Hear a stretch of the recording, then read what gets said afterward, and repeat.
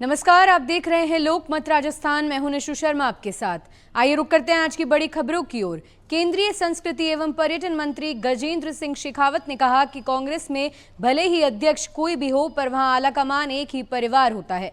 उस परिवार के सामने कांग्रेस अध्यक्ष की क्या हैसियत है, ये सभी लोग जानते हैं। जोधपुर प्रवास के दौरान शेखावत ने गुरुवार को कई मुद्दों पर मीडिया से खुलकर बातचीत की। कर्नाटक में नेतृत्व परिवर्तन को लेकर कांग्रेस अध्यक्ष मल्लिकार्जुन खड़गे के पार्टी हाईकमान की ओर से तय किए जाने संबंधी बयान पर मीडिया के पूछे गए सवाल पर शेखावत ने कहा कि ये तो पार्टी का विषय है, लेकिन चाहे आपातकाल के समय में संजय गांधी का हस्तक्षेप रहा हो या 10 साल तक यूपीए सरकार में बिना संवैधानिक पद पर रहते हुए भी सोनिया और राहुल गांधी का हस्तक्षेप हो, कैबिनेट के फैसलों को जिस तरह सरेआम मीडिया के सामने फाड़ा जाता है, संवैधानिक व्यवस्थाओं की धज्जियां उड़ाई जाती है, जब वो लोग आज संविधान की किताब लेकर घूमते हैं तो इससे ज्यादा हास्यास्पद कुछ भी नहीं हो सकता है। राजस्थान में 12वीं कक्षा की इतिहास की किताब आजादी के बाद का स्वर्णिम भारत पर मचे सियासी घमासान के बीच नेता प्रतिपक्ष टीकाराम जूली ने शिक्षा मंत्री मदन दिलावर पर हमला बोला है। उन्होंने कहा कि भाजपा नेता अब इतिहास से महात्मा गांधी,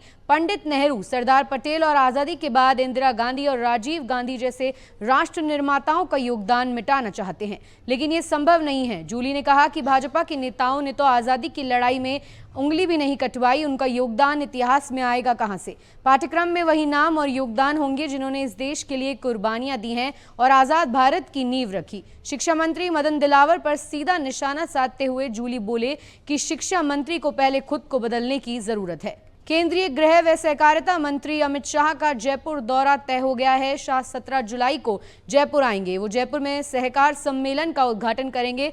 बता दें कि संयुक्त राष्ट्र महासभा ने साल 2025 को अंतर्राष्ट्रीय सहकारिता वर्ष घोषित किया है।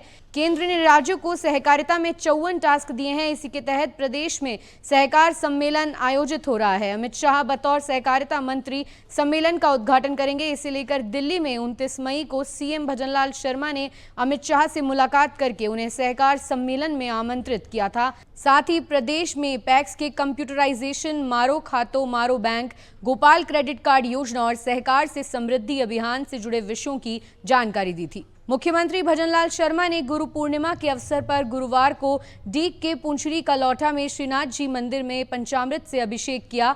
उन्होंने पूजा अर्चना कर प्रदेशवासियों की सुख समृद्धि के लिए कामना की। इस अवसर पर मुख्यमंत्री ने मंदिर परिसर में संत महात्माओं का गुरु पूजन कर आशीर्वाद भी लिया। सीएम ने मंदिर परिसर में एक पेड़ मां के नाम अभियान के तहत वृक्षारोपण कर पर्यावरण संरक्षण का संदेश दिया। इस दौरान मुख्यमंत्री ने पूंचरी का लौठा में मुकुट मुखारबिंद पर श्री गिरिराज जी का दुग्धाभिषेक भी किया, जिसके पश्चात मुख्यमंत्री भरतपुर के सेवर में लुधावई स्थित बड़ा हनुमान मंदिर पहुंचे। सीएम ने गुरु वंदना कार्यक्रम के तहत बड़ा हनुमान मंदिर में महंत रामदास महाराज का सत्कार सम्मान किया। इस अवसर पर उन्होंने श्री रामदास जी को सम्मान राशि, श्रीफल, शॉल, मिठाई एवं गुरु वंदन संदेश भेंट कर उनका आशीर्वाद लिया। जोधपुर के भोपालगढ़ के पूर्व विधायक पुखराज गर्ग को विधायक आवास खाली नहीं करने पर नोटिस भेजा गया है। 11 जुलाई तक आवास को खाली करने की डेडलाइन दी गई है। इस पर पुखराज गर्ग ने कहा कि हनुमान बेनीवाल की वजह से 1.5 साल से पेंशन अटकी हुई है। पुखराज गर्ग का कहना है कि उन्होंने विधायक आवास खाली करने का पत्र विधानसभा समिति के अध्यक्ष को सौंप दिया था, लेकिन मकान खाली करने के बावजूद भी आरएलपी पार्टी की कुछ सामग्री उसमें रखी होने का बता दिया गया था। आपको बता दें, हनुमान बेनीवाल का 11 लाख रुपए का बिजली बिल बकाया होने की वजह से कनेक्शन काट दिया गया था। इसके बाद हनुमान बेनीवाल और उनके 2 विधायकों को आवास खाली करने के लिए नोटिस जारी किया गया है। जैसलमेर में पुरानी छतरियों के निर्माण को लेकर विवाद इतना बढ़ गया कि 2 पक्ष आमने सामने हो गए। लोगों ने एक दूसरे पर पथराव किया। भीड़ को काबू में करने के लिए पुलिस को लाठी चार्ज करना पड़ा। पथराव में कांस्टेबल समेत 3 लोग घायल हो गए हैं। मामला बासनपीर गांव में गुरुवार सुबह 10 बजे का है। गांव में तालाब किनारे बनी छतरियों के निर्माण को लेकर कुछ लोग पहुंचे थे। इसी को लेकर विवाद शुरू हो गया था। भीड़ को नियंत्रण करने के लिए पुलिस को हल्का बल प्रयोग करना पड़ा। इस दौरान 22 लोगों को पुलिस ने गिरफ्तार किया है। वहीं मौके पर एसडीएम, तहसीलदार समेत पुलिस जाब्ता तैनात है। जैसलमेर जिले के नाचना क्षेत्र में भ्रष्टाचार निरोधक ब्यूरो ने बड़ी कार्रवाई करते हुए एक सरकारी कर्मचारी और एक निजी व्यक्ति को रिश्वत लेते रंगे हाथों गिरफ्तार किया है। ये कार्रवाई एसीबी मुख्यालय के निर्देश पर विशेष इकाई जोधपुर द्वारा की गई।